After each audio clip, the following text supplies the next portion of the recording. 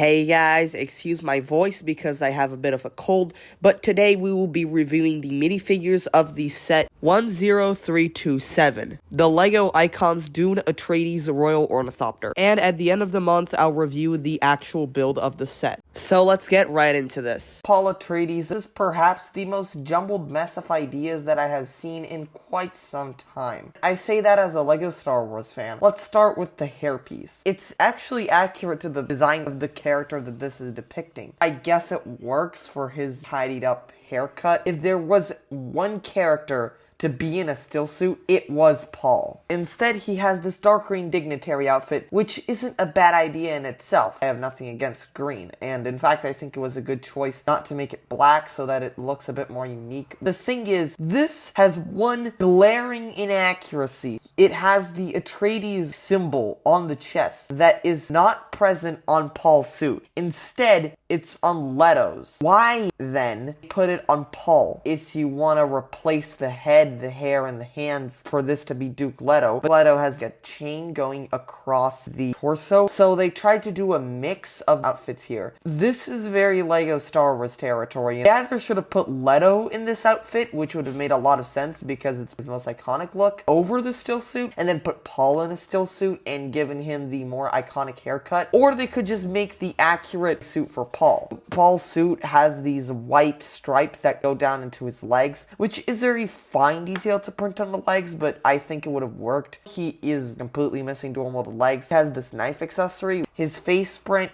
it's fine. My guess is that it was made to be generic enough that it could be reused on multiple figures, so you don't really see a lot of Paul here, but it was created for the set. It's very devoid of personality, and I don't think that's how you want to go about the main character. He just doesn't look like Timothée Chalamet. He looks like the 1984 version of Paul. Lady Jessica is on the complete opposite end of the spectrum. LEGO has this thing where when they print a metallic color onto another metallic color, the printed metallic color ends up being very shiny and reflective. It truly makes this character feel royal, and that's just kind of a pattern that goes up the figure from the dress piece onto the torso. And the torso also has this shawl that continues from the face print, and that is meant to be like one continuous thing, but has a gap at the neck because LEGO doesn't print pieces that way. It has a consistent style, so you can kind of see what they were going for. She also has the little indentations on her torso to make her look a bit more female. This hood piece was specifically recolored for this figure in pearl gold, and she does have an alternate face where she looks a bit pissed off. On this face she looks pretty happy. That's just a very intricate face. I didn't really talk about it. All little details of her face mask, and this is a case where not putting the character in a still suit was a really good idea because she has a particular very iconic outfit. She does include an alternate hairpiece to display, which isn't anything special, but it works. The back torso print is also pretty plain, but let me find it. Where did it go?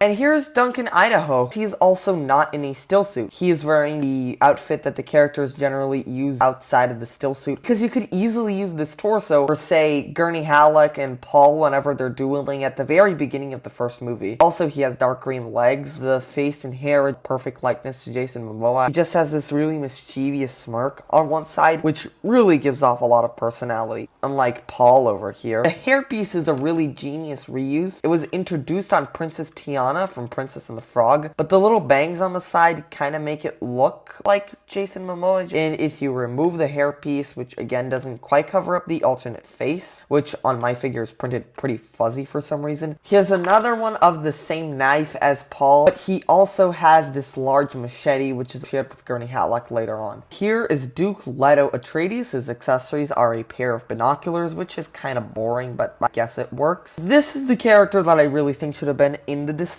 outfit instead of Paul. Sure, the still suit is generic. Ultimately, I think it would have been fine if they gave Paul the generic outfit. We would have gotten the more distinct outfit for Duke Leto. Now let's just talk about the still suit. It is a very intricate print. Some would say it's a bit overstuffed. It has that metallic print on top of a metallic torso. You can see a lot of the little wires and cables running throughout the entire thing. The back torso print is also intricate. It has like this rib cage design and a little belt going on the back. A very nice looking print. But anyway, let's actually talk about this figure. He has regular black hair, which I find kind of weird. Also, his beard doesn't have that many gray splotches. It's pretty much entirely black. in the movie, Oscar Isaac has a lot of gray hair, and it would have been perfect if they used the Doctor Strange hairpiece. But he does have two very good expressions, with just stern expression, which is very useful, and this other side, which is a big smirk, which exudes a lot of personality, even though it really isn't very accurate. Gurney Halleck adds another one to the count of the characters in Lego played by Josh Brolin. Imagine when they use this face in a Marvel set, and then Paul is gonna go, "Wait, Gurney, why'd you turn purple?" This guy also has this dark bluish gray hairpiece. He also has two confident expressions. Given the tone of the movie, I think this huge smile could have been replaced by something a little bit more angry. He has the exact same big machete that Duncan also had, with a light gray shoulder armor piece, which was introduced on Wrecker from the Bad Batch. He too has a very detailed print with a lot of silver just going through the entire torso. It's very continuous throughout the entire thing. He has some knee pads and a little bit of armor detailing. A lot of these figures have toe printing, which is just very nice and high quality to get. This set includes almost every character you could want from the Dune movie. However, there are two very important characters missing: Fade Rafa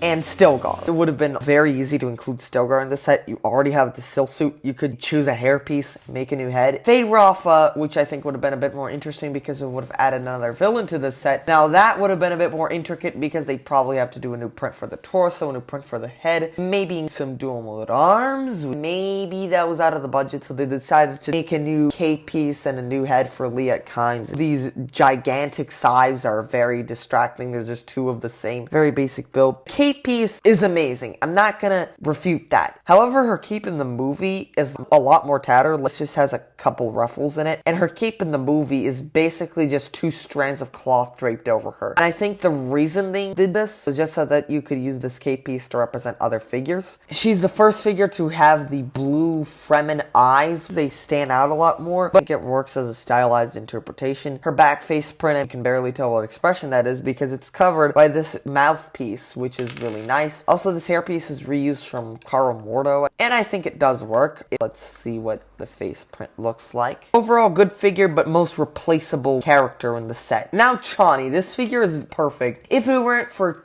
two tiny little details. She has this white sword, which I think is the Sting from Lord of the Rings, which is very awkward. The sword looks kind of this way. A similar thing is used by Paul, and there's an extra of this one in the set, so you could give that to Paul. She has this like scarf, which is an actual Lego scarf piece. It does look kind of weird from the back. If it looked a bit more tattered and torn up, I think it would be perfect. It just looks a bit too neat for the cloth that the Fremen actually use. Chani's face, it looks a lot like Zendaya, just adding in blue eyes between this and MJ's face. The alternate face is basically the exact same as Liet Kynes, just printed on a different skin color and with slightly different eyebrows. This is technically more accurate to Chani from the second movie because she has her hair tied. Let's just talk about the color. I guess Chani would work better with black and Paul could work better with dark brown. Neither of them have very good hair pieces. The color isn't really the main issue here. Chani, I can understand her having a bad hair piece. That's actually because of the scarf. It really limits what hair pieces they can use. Let me do a double take because I have absolutely no idea how I'm even gonna begin to review the Baron. He's like 3 or 4 times the size of a regular minifigure. Let's review the stand, made of clear pieces. It holds up the figure well. Sometimes this neck bracket piece falls off. Obviously, we're not showing the full extent of the cloth cape. This thing is so huge that it ate up the budget for cloth camas for Lego Star Wars for the entirety of the 2020s. Underneath of here, he just has a black torso and legs. It's that simple. All he does need is this intricately printed cloth